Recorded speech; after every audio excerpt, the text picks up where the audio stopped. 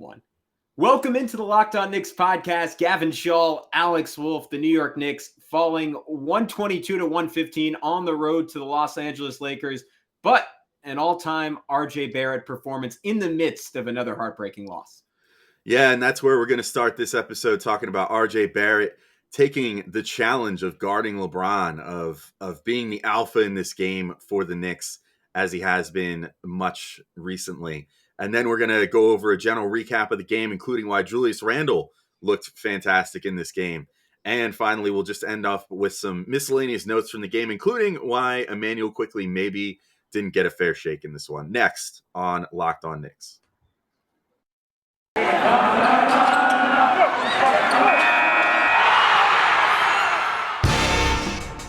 You are Locked On Knicks, your daily New York Knicks podcast, part of the Locked On Podcast Network, your team every day.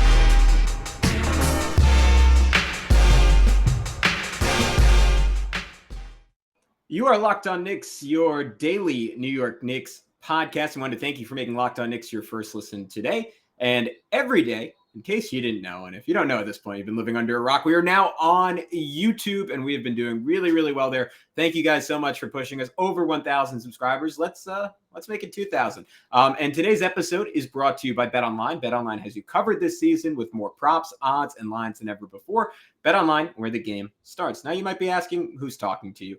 I am Gavin, a play-by-play broadcaster. He is Alex Wolf, editor-in-chief of the greatest Knicks website out there, The Strickland. And yeah, this is Locked On Knicks, and we are getting into a loss to the Los Angeles Lakers, a game the Knicks controlled. For much of the night, the Lakers came back, but that is not where we are going to start. We're going to start with RJ Barrett, who had 36 points, 8 boards, 5 assists, a fantastic statistic from our friend Derek over at RJ Barrett Stats. RJ now has more 30-plus point games in 2022 than he did in the entirety of his career, which was 157 games up until the start of the new year. So pretty ridiculous run for RJ, but first things first, Alex, a pretty ridiculous night for him in LA.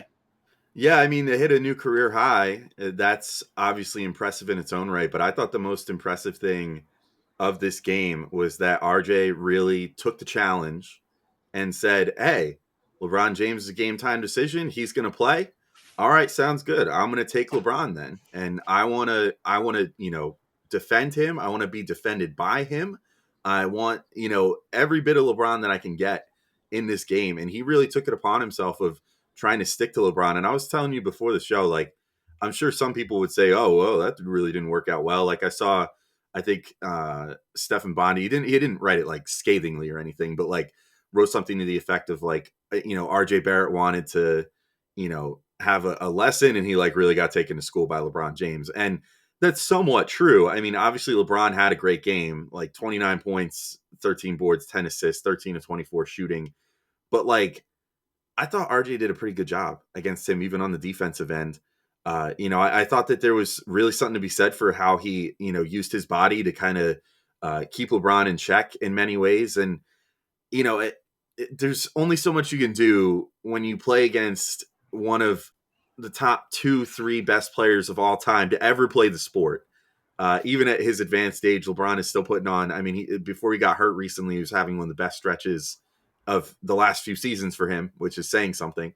I think that RJ just did a really great job as far as embracing the challenge and really going after LeBron and trying to make something happen. And then on the offensive end, I mean, what more can you say? Like he came out so dominant in that first half. I think he ended with 21 points or 23. It was over 20 in the first half. And the Knicks just had a dominant half on their own, tallying 71 points in the first half. Obviously, the third quarter of doom kind of did them in, but RJ still kind of kept things going in the third quarter too, had 6 points there. I mean, he was the one consistent thing that the Knicks had going on in this game. And lately, you might find some people that naysay a bit and say that his shooting percentages are not quite where you want them to be yet, stuff like that. But lately, he has been the one surefire consistent thing about the Knicks, is that you can count on RJ Barrett to come out there and really act and play as if he is the number one option on this team at this point. And what's nice, which we'll talk about in the next segment, is that Julius Randle finally seems to be sort of embracing that and embracing the freedom that then grants him. But this is just the latest example of RJ just really stepping up to the challenge. And I loved everything that we saw out of him, including just some jaw-droppingly technically sound moves that he made, which I'm sure that you're about to get into because you were the play-by-play recollection maestro here. You know me too well, Alex. That is exactly what I wanted to do. I just thought, I mean, just such a complete game for RJ, right? We always talk about, like, we see all these different flashes, but it's like, all right, can he put it all together? Can he have like a complete meal? Like sometimes it's the appetizer, sometimes it's the entree, sometimes it's the dessert. Tonight we got 3 courses, and it was pretty incredible. And just the improvement. I mean, him starting off the game with the corner 3, like right there, that was a shot that he hasn't been able to make all season up until the last 15 or so games. In the past, I always felt he had a tendency to kind of force things in transition. That, again, when I say the past, I don't mean as a rookie. I mean literally like 20 games ago. He would have a 2-on-1 and he would try to force up a dunk, or he would pass it too late and get the ball picked. Second or third possession of the game, ran the floor and then pivoted out against LeBron instead of trying to force a shot over him, and just hit Evan Fournier for a 3. And just in general, I think the pace of this game really invigorated him. And then as we've seen with RJ, again, in recent history, once he gets going, he develops that confidence. And all of a sudden, like you're seeing this insane repertoire of him, like the post up on Russ, where he spun one way and spun another. When I saw it live, I thought it was a travel. You see the replay, like, no, he kept that pivot foot down perfectly. He had this sick bounce pass to Julius Randle where he threw the ball. I've almost never seen anyone do this in an NBA game. He threw the ball extra hard off the floor. It was almost like someone trying to bounce the ball into the basket in horse. And it just went cascading into the air over the arm of Anthony Davis into the waiting hands of Julius Randle to draw a foul. Favorite move of the game that he had was that reverse spin move on Stanley Johnson. If you forgot it, what it looked like live, or you missed the game, I'd highly encourage you to go check it out. It was just so compact. And then at the end of the game, that coast-to-coast dunk off the miss from Russell Westbrook. And we always, Alex, you and I would lament, like, all right, like RJ's, he's a good athlete, but when he goes up against a Ben Simmons or, I mean, much less a Giannis, like it's clear that he's in a different weight class. I feel like he's not quite on that tier yet, but against most of the NBA, he just looks pretty dominant athletically going coast to coast, because you typically do not get dunks in the final minute of a close game. I mean, poor defense by the Lakers, but just ridiculous athleticism for RJ. And then the 3 to send the game into OT. This is a guy who just is finding his way into bigger and bigger moments. And you could look at the shot he hit against the Celtics and say, all right, that was sort of luck, right? But when it's starting to happen over and over and over again, he's just starting to feel like one of those guys who has a knack for making those types of plays. And that's what I wanted to ask you about next, Alex. I mean, I think the answer is pretty obvious, but has this stretch for RJ, these 17 games in 2022, changed your opinion of him in sort of a big picture sense? Because to me, I mean, athletically, he looks different. And just from a confidence perspective, he looks a lot different. Well, let me answer that pretty succinctly, right? The thing that I just looked up was I wanted to remind myself about the time that Kobe Bryant went up against Michael Jordan early in his career. And I looked up the date and everything. It was Bulls won the game 104-83 back in 1997. One of the first like real big games between those two. Jordan had 36, Kobe had 33. You know, and Kobe was 19 at the time, so obviously younger than RJ is at the moment. But I think that this was one of those moments for RJ where this is like a coming of age type game. As much as, they lost it, which Kobe lost that game against Jordan too. Sometimes you lose to the best player that's been the best player for the last 10 plus years, but I think that he is really starting to turn a corner. He's starting to realize himself, there must have really been something to all that reporting earlier this season about him being sick with something for like a month, whatever it was, the stomach bug, whatever, followed, of course, by the COVID absence, because what we're seeing out of him now is just a month plus long sample of that really hot, like 3-4 games that he had before he came down with that like first bug, whatever it was. And it is really starting to change my perception of his ceiling. I'm starting to really think like this might be for real. I think that I don't think it's hyperbole now at this point to say that I can envision all-star appearances for him now. And, even if things really break right, like potentially like all NBA someday, like if he keeps going at the rate that he's going right now, which is to say a great defender who's willing to take on the challenge of guarding the best guy on the other team, and someone who could come in and go blow for blow with that guy, score 30 points, and has the ice in his veins now to twice this season hit last second shots, one to win the game against the Celtics, and now this one to send it to overtime. I'm really starting to reconsider things, and I'm starting to have a hard time putting cap on where RJ can go at this point. Yeah, and the Lakers, we always talk about, like, can he do it against the better defenses? I mean, Anthony Davis was there for the Lakers, and RJ was not that I don't think AD's moving like quite at peak speeds yet, but RJ was repeatedly torturing Anthony Davis and getting blow-bys on him, and that to me was like a real sign.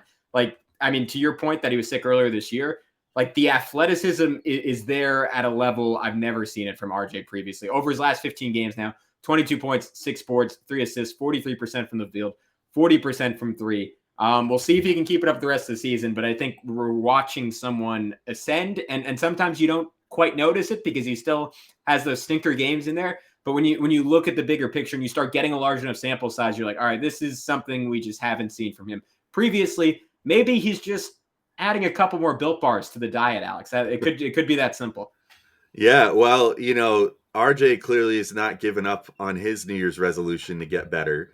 And, typically around this time of year, it's when I and a lot of people end up giving up on those New Year's resolutions, but not this year.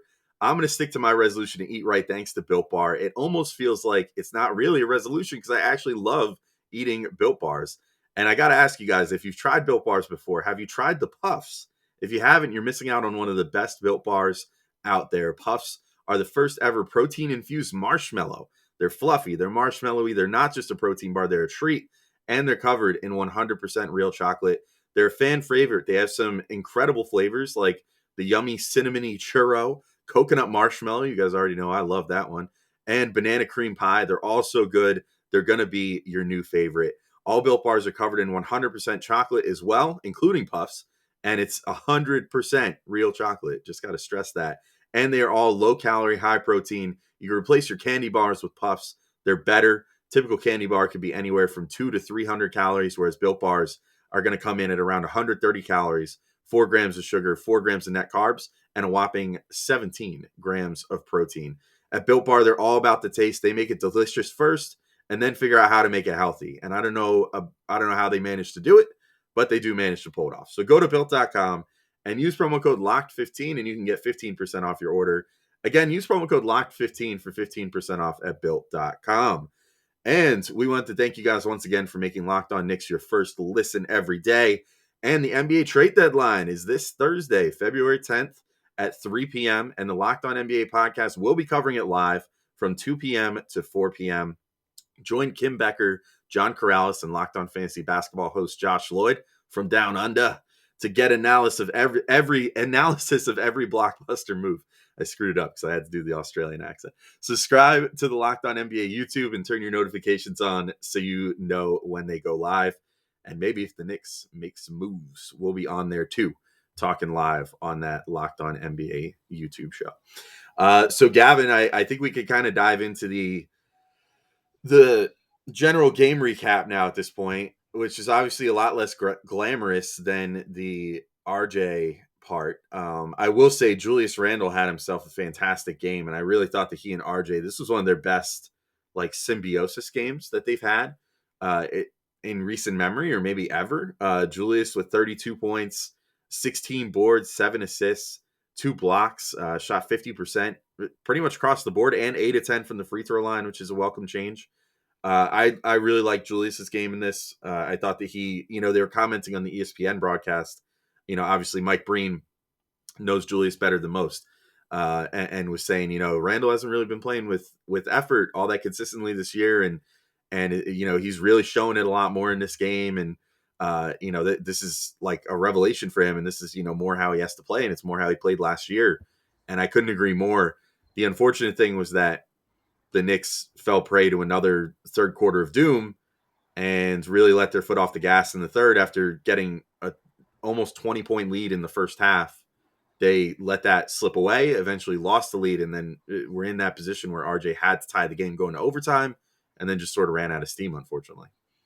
Yeah, I feel like with Julius Randle, I put this out there on Twitter, but it's hard to pinpoint exactly what it is, but I feel like he generally either misunderstands his own success or chooses to ignore his own success, which might even be the more damning assessment of the situation. But he was a guy who frankly dominated the start of this game on the floor with, to your point, LeBron James, a top 10 player of all time, Anthony Davis on track to be a top 50 or so player of all time, RJ Barrett, who was scorching the Nets. And there was a case that Julius, over the course of the first half, was maybe the best guy on the court because he was doing what LeBron normally does. He was controlling the pace and the trajectory and the feel of a game. Like it was all sort of warping around him with how he played with pace and like how he repeatedly like got rebounds and pushed off of misses and was setting screens. And I mean, he had a two-way play that I couldn't have even imagined him making earlier this year, where he destroyed a Russell Westbrook layup, ran the floor hard, and trusted that he was going to be rewarded for that effort. And then RJ like hit him on a little dump off, and he got a layup off of it. And then as the second quarter went on, he was able to like get into his bag a little bit and get isolation buckets, but they were coming within the flow of the offense, right? Like he did a great job on one play. It was Quentin Grimes. He did not have a very good game, but it's already, I think, because he's been a fantastic shooter, respected for his shot. In the NBA, Grimes was coming around him for a little dribble handoff, and Randle faked it, and it sort of froze Trevor Ariza for a sec, and then Randle went right into Ariza's body, got a floater. I mean, he flat out on a different play, like this is him doing the little things, like knocked out Austin Reeves on a screen, like hit a three-pointer, but it wasn't him isoing into a step back. It was with a pick and pop, right? So he has all that success playing team basketball. And any like sane person would say, all right, that's amazing. You're doing great. Just keep it up. That's all you have to do. And in the second half, he's like, it's like something clicks in his head where he's like, oh, I'm hot. That means it's Julius time. I got to take two dribbles and do a step back, or I got to bump into Russell Westbrook and do a turnaround. And he can't be that guy anymore. He could be that guy last season because he was shooting insanely well, but he can't do that this season. And to his credit, like I thought he figured things out like late in the fourth quarter, and he made some really good effort plays, like had a great pass to Fournier for a corner three that made the game 110 to 106. Like he did some good stuff down the closing minutes of this game. But the Knicks lost this game, to your point, in that third quarter run. And it was to some extent on Julius isoing. I think there are other factors that play there, Alex, but I want to hear your thoughts on it before I get into that. Yeah, I agree with you. I mean, I think that in the third quarter, he really didn't play well, and the Knicks offense kind of ground to a halt. And that has a lot to do with him. And as you said, at his best, he kind of does what LeBron does. And that's what he did all of last year, the controlling the tempo. And, the Knicks were really at their best when they were running in this game. He and RJ were getting out in transition together. He was, throwing it down the floor to RJ for, a nice layup or dunk or whatever. And, RJ was kind of doing the same thing. And those two work great off each other in those situations. But I think I've made this analogy before this year. Like we've seen a number of times where the Knicks get a big lead in the first half and then just completely throw it away in the third. And it's almost like they're a football team that's like, they switch to the run too early. They start trying to burn clock in the third quarter. And it's like, no, this is still a game. Like you're still facing LeBron James and Anthony Davis and, the Malik Monk, who can shoot the lights out, as they learned in that third quarter when he scored 21 freaking points in the third quarter and like absolutely torched them. It's like you can't let off the gas in the NBA and just expect that to work out for you. And that's one of those unfortunate pitfalls of Julius this year, is that he tends to do that. And his version of letting off the gas is like falling into just doing ISOs and stuff and being like, this is good enough. If I'll just score, it'll be fine, and that's it. And that's just how we're going to do it the rest of the way out. And that's, but then you look at it and you're just like, to your point, it's almost like he just forgets about, like, he's like blind to the things that are working for him and the things that are, that make fans love him and, make his coaches love him and everything else. And just sort of falls into his worst possible habits at the worst possible times. So I'm totally with you on that. And it's, it's disappointing to see stretches like that, especially when he bookended, he he had a fantastic first half, and then honestly closed the game out great too in the fourth quarter. And it's like, well, why couldn't you just have extended that mindset for another, 12 minutes in the third quarter? And I don't get it sometimes with him, but it is definitely the frustrating part of the Julius Randle experience this year. And I guess very quickly, in defense of Julius Randle, like there are times where the Knicks offense just bogs down and him going ISO ball sort of becomes the one option. And when you're not playing defense, I mean, and that's on Julius, but that's also on the whole team. Like you're just not going to get out in transition as much, right? And it's hard to play a full game with that kind of pace and energy when so much of the creation responsibility falls on Julius. It's hard to do that when you don't have a real point guard who you can say, all right, like you can get me an easy bucket just by running pick and roll. And it feels weird to say that when Kemba Walker's on the team, but for whatever reason, again, it just hasn't worked out with him this year. So it's not all on Julius. He's in a hard situation to play like that consistently, but he has to maintain the mindset when it's going well and when it's not going well. And I think that's the biggest thing is just consistency in terms of his approach. And if he's consistent in the right approach, the results will ultimately be more consistent over a long amount of time. But Alex, let's tell everyone what we have coming next. We're going to wrap this thing up, guys, going player to player. We're going to talk Kemba Walker, maybe being in a little bit too long. Immanuel Quickley only getting 5 minutes, whether or not that was unfair. Hint, hint, it was. And an assortment of other points on an assortment of other Knicks. But first, BetOnline has you covered this season. More props, odds, and lines than ever before as football continues its march through the playoffs, right to the big game in a couple of weeks. BetOnline.net remains the best spot for all your sports scores, podcasts, and news this season. And it's not just football. BetOnline has up-to-the-minute info on pro and college hoops, NHL, boxing, UFC, along with live, real-time updates of current games. So don't wait to take advantage of all the new amazing offers available for the 2022 season. BetOnline, where the game starts. All right, Alex, we've talked about Julius Randle. We've talked RJ Barrett. There's a whole world of Knicks we haven't touched on yet. Where do you want to go as we start wrapping this thing up? I think I'll actually start on Immanuel Quickley. You teased it a second ago, but I was annoyed with how this game went for him. And I understand, he hasn't been playing his best lately. He hasn't been shooting the best, but largely this team plays better with him out there. And I guess this sort of, there's no way to talk about Quickley without also talking about Kemba too, right? Kemba just, it just doesn't work. It doesn't work with him. I'm so excited for Thursday at this point because I just can't wait for this saga to be over pretty much, which is, we've acknowledged a million times. It's sad that we're at this point where, we were so excited over the summer, oh man, this is cool. They got Kemba on a pretty solid deal. It's team friendly. If he comes back, it could be 80% of what he once was. This is going to be a huge coup for the Knicks and, be way better than Elfrid Payton and blah, blah, blah.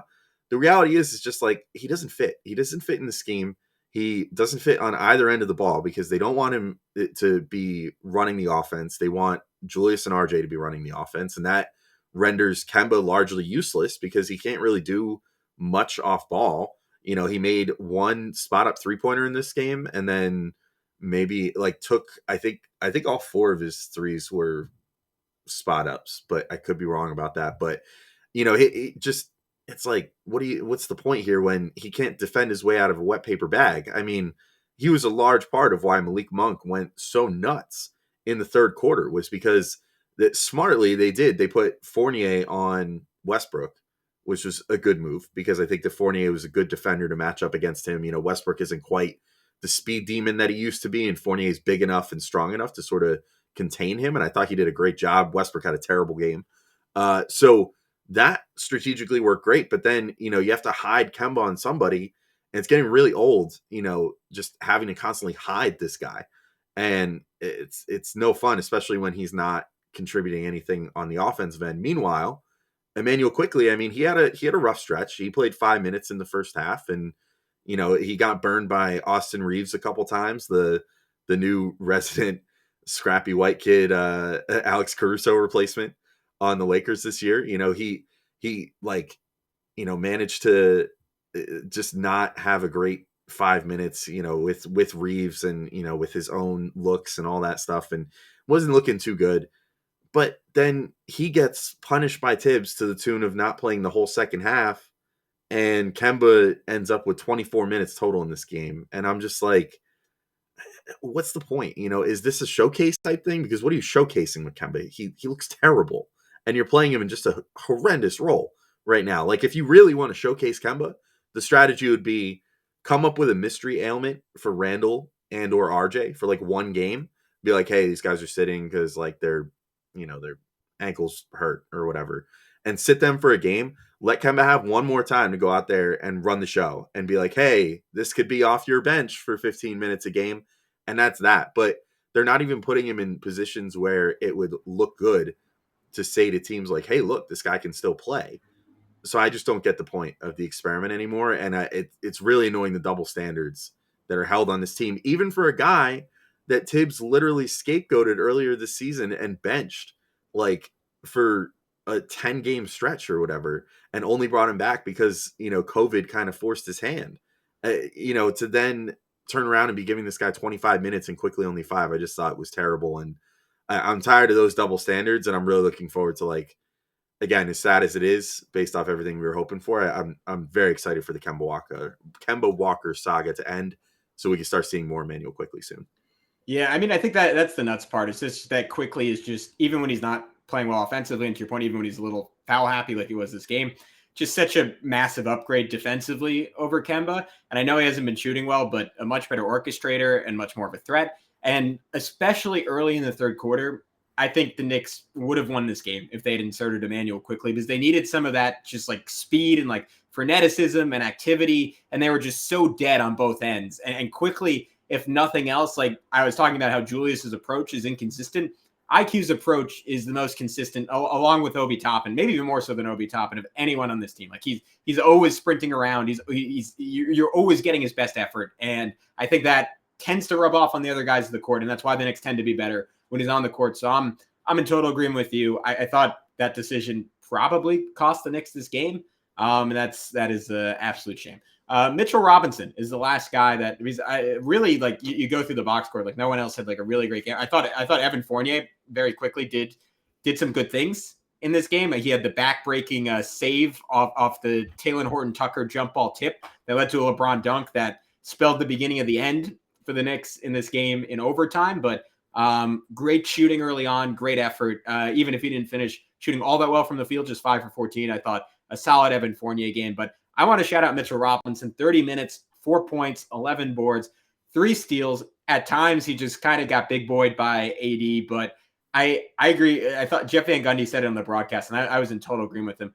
I just thought he played his ass off. Like he was working so hard on both ends of the floor. And he's a guy who, like, early in his career, I would notice like little moments where he'd pout a little bit when he had a clear mismatch or was wide open, and like rightfully, like he was upset he didn't get the ball.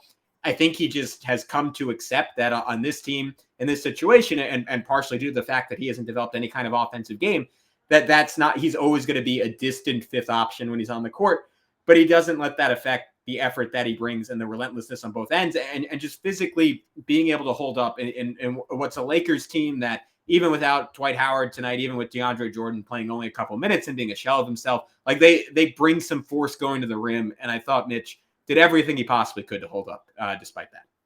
Yeah, I thought Mitch did a good job too. And, I guess he's sort of another one of the cases, like kind of low key in this game, where I was like, it just didn't feel right. Like the amount of time that he played, you know what I mean?